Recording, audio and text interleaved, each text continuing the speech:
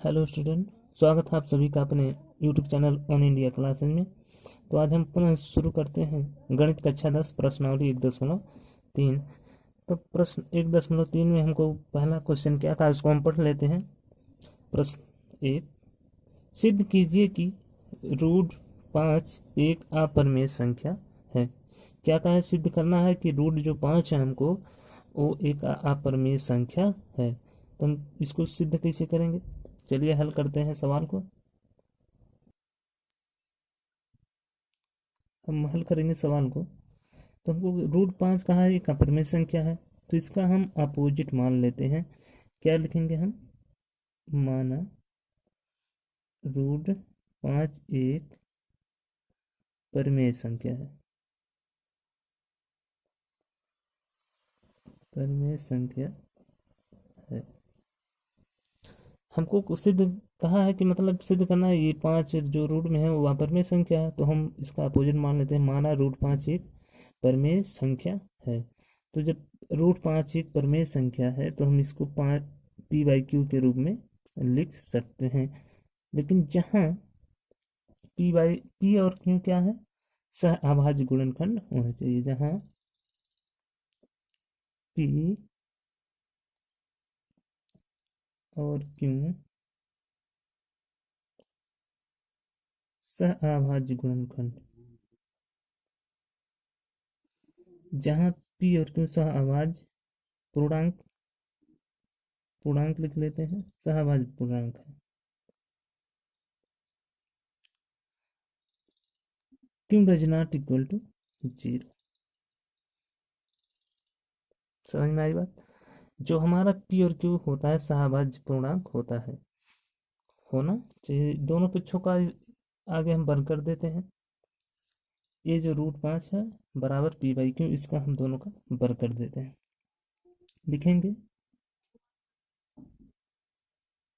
दोनों पक्षों का वर्ग करने पर, दोनों पक्षों का वर्ग करेंगे हम, ये जो हमको दिया है, तो क्या हो जाएगा? रूट 5 का वर्ग बराबर p/q का वर्ग। ये देखिए रूट 5 का जब हम वर्ग करते हैं तो ये जो स्क्वायर लगा है ना, ये इस वाले रूट को खत्म कर देता है। किसी भी संख्या के ऊपर अगर हम रूट लगा है और उसका वर्ग हो रहा है तो ये जो वर्ग है इस वाले रूट को खत्म कर देगा। तो हमारी कौन सी संख्या केवल बचेगी? 5 बचेगा। इधर हो जाएगा p², इधर q², क्योंकि कोष्टक दोनों पे लगा है तो वर्ग दोनों पे होगा। तो अगली लाइन में हम तोड़ के लिख देते हैं, p का भी वर्ग हो जाएगा और q का भी वर्ग हो जाएगा। तो हम यहाँ करेंगे इसके बटे 1 मान लेते हैं, फिर ये गुणा कर देते हैं, इसका इसमें, इसका इसमें। तो क्या हो जाएगा? q² का 5 में गुणा होगा तो 5 q² बराबर 1 का गुणा p² में होगा तो p² हो जाएगा केवल। इसको हम मान लेते हैं समीकरण 1। यहाँ q², इसका हम 75 कर देते हैं। q² 5 इधर गुणे में लगा है। जब कोई संख्या इधर गुणे में रहती है और बराबर की इधर जब जाती है तो भाग में लग जाती है। तो p² बटे 5 इधर गुणे में है तो इधर आएगा, क्या होगा?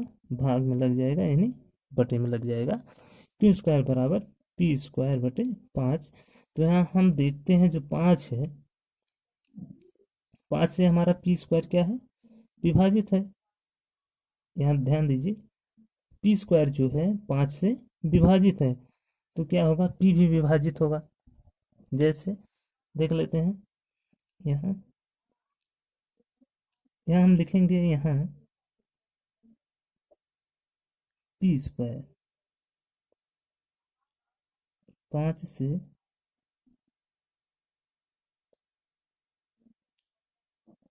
विभाजित है तो p भी 5 से विभाजित होगा। क्यों होगा? अगर किसी संख्या का वर्ग उससे मतलब विभाजित है तो वो संख्या उससे भी विभाजित होगी।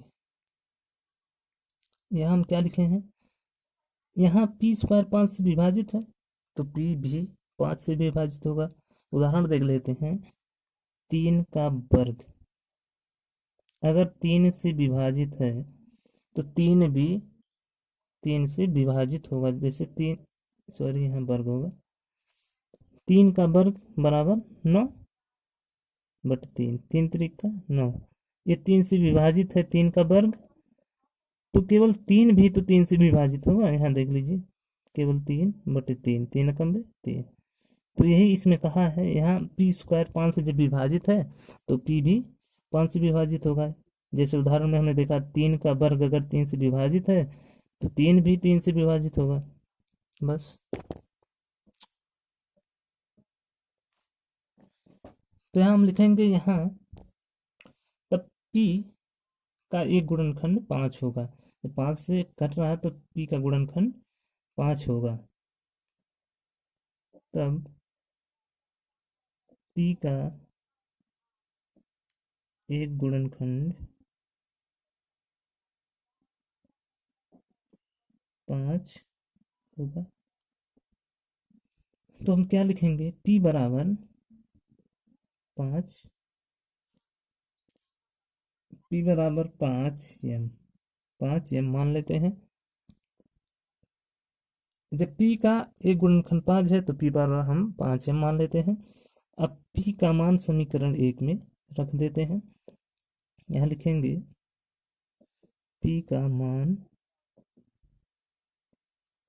समीकरण 1 में रखने पर, ये जो पी का मान है 5m, इसको हम समीकरण 1 में रख देंगे यहाँ। चलिए हम रखते हैं। समीकरण हमारा एक क्या दिया है, 5q स्क्वायर बराबर पी स्क्वायर। तो यहाँ 5q स्क्वायर बराबर पी का मान हम क्या रखेंगे, 5m।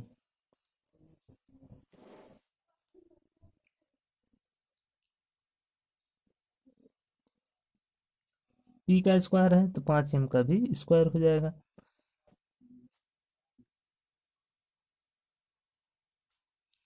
तो यहाँ 5q स्क्वायर बराबर 5 का वर्ग होगा 25, m का वर्ग होगा m वर्ग।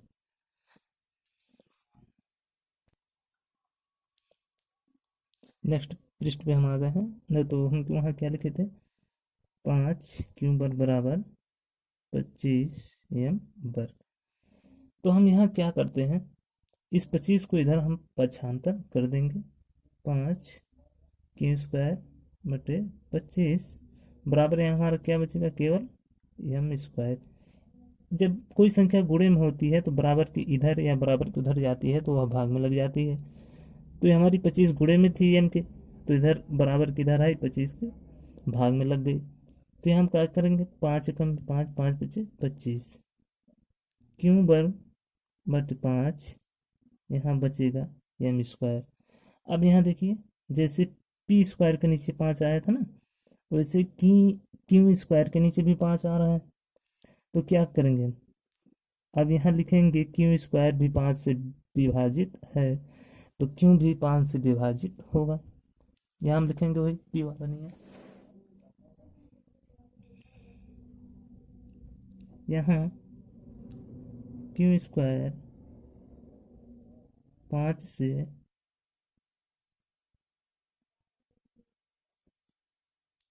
विभाजित है तो क्यू भी 5 से विभाजित होगा, विभाजित होगा। यहाँ हम स्थिति क्या मान लेते हैं, 1 है, इसको 2 मानते हैं, और जहाँ हम पी वाले लिखे थे उसको मान लेते हैं स्थिति 2।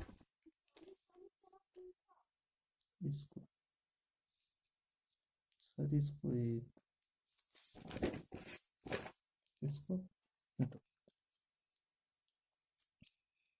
यहाँ हम लिखेंगे स्थिति 1 व स्थिति 2 से स्पष्ट होता है कि P/Q एक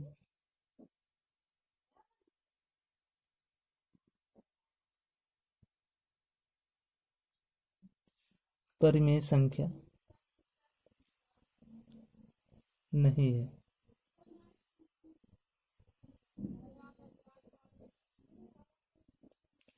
जो हमारा P/Q है वो एक परिमेय संख्या नहीं है। क्यों? क्योंकि 5 से P भी कट रहा है, Q भी कट रहा है, इसलिए परिमेय संख्या नहीं है। तब हम क्या करेंगे? तब हम जब 5 से हमारी P भी कट रही है, Q भी कट रही है, तो क्या होगा? परिमेय संख्या ये नहीं होगा। तो हमारा ऑलरेडी ये परिमेय संख्या नहीं होगा तो अपरिमेय संख्या होगी। तो हमको यही सिद्ध करना था कि अपरिमेय संख्या है। तो हम यहाँ लिखेंगे तब √5 एक अपरिमेय संख्या है। समझ में आई बात? ये जो P/Q है ये 5 से P भी कट रहा है, Q भी कट रहा है, तो इसीलिए ये परिमेय संख्या नहीं होगी। जब परिमेय संख्या नहीं होगी तो अपरिमेय संख्या होगी। हमको ही सिद्ध करना था कि √5 एक क्या है? अपरिमेय संख्या है। तो हमारा ये सिद्ध हो गया। चलिए बढ़ते हैं नेक्स्ट क्वेश्चन की तरफ। दूसरा क्वेश्चन क्या कहा है? यहाँ देखिए दूसरा क्वेश्चन क्या कहा है, सिद्ध कीजिए कि 3 + 2√5 एक अपरिमेय संख्या है। 3 + 2√5 एक अपरिमेय संख्या है। केवल संख्या बदला है और सवाल का नियम जो है वही लगेगा। चलिए इसको भी हम हल करते हैं। दूसरा क्वेश्चन हल करेंगे। हमको क्या कहा था? तो हम यहाँ मतलब 3 + 2√5 एक अपरिमेय संख्या है, ये सिद्ध करना है। तो हम मान लेंगे, माना 3 + 2√5 एक परिमेय संख्या है, एक परिमेय संख्या है, मान लेंगे। हमको अपरिमेय सिद्ध करना है तो हम इसको एक परिमेय संख्या मान लेंगे। जब इसको हम परिमेय संख्या मानेंगे तो परिमेय संख्या को हम P/Q के रूप में लिख सकते हैं। तो इतना बराबर P/Q, वही फिर लिखेंगे जहां P और Q सहअभाज्य पूर्णांक है, जहां क्या होता है Q does not equal to 0। अब हम करेंगे क्या? दोनों पक्षों का हम पहले इधर संख्या जो है उसको हम पक्षांतर कर लेते हैं। इसमें भी वर्ग करते, लेकिन हमको भी यहाँ पे सिद्ध हो जाएगा। तो हम पहले अंक जो है उसको हम पक्षांतर कर देते हैं। यहाँ देखिए 3 इधर है ना, 3 इधर की संख्या क्या है? प्लस में है। जब बराबर के इधर कोई संख्या इधर उधर होती है तो उसका चिन्ह विपरीत हो जाता है। तो यहाँ हम 2√5 लिखेंगे। यहाँ P/Q है। ये 3 जो है वो संख्या धनात्मक है, तो इधर आएगा क्या हो जाएगा? ऋणात्मक। यहाँ 2 करणी में 5, इसका तिर्यक गुणा होगा। इसके बटे हम 1 मान लें, 1 किसी के बटे हम मान सकते हैं। इसका इसमें गुणा होगा, इसका इसमें होगा। 1 का होगा P में तो हो जाएगा P, माइनस Q का होगा 3 में तो हो जाएगा 3Q बटे यहाँ हो जाएगा Q।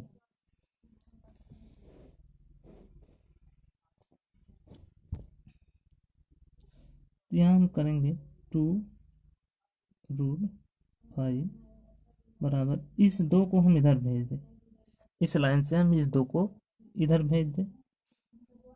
तो 2 इसमें गुणा है, इधर जाएगा क्या हो जाएगा,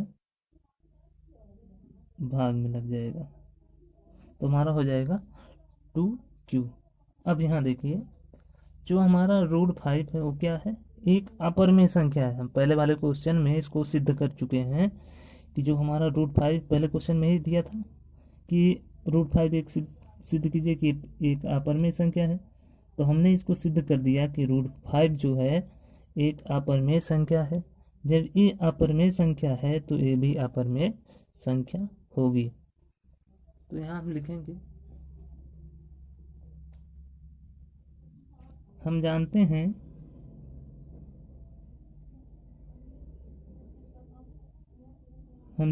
हैं कि रूट 5 एक अपरिमेय संख्या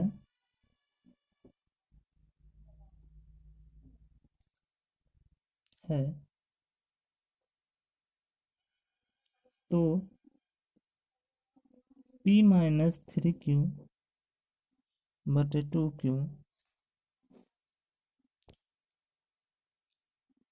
भी एक अपरिमेय संख्या होगी।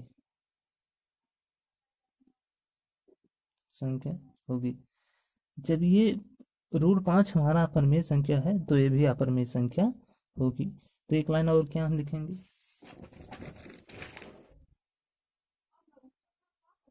यहाँ लिखेंगे आता है 3 + 2 रूट 5 भी एक अपरिमेय संख्या होगी।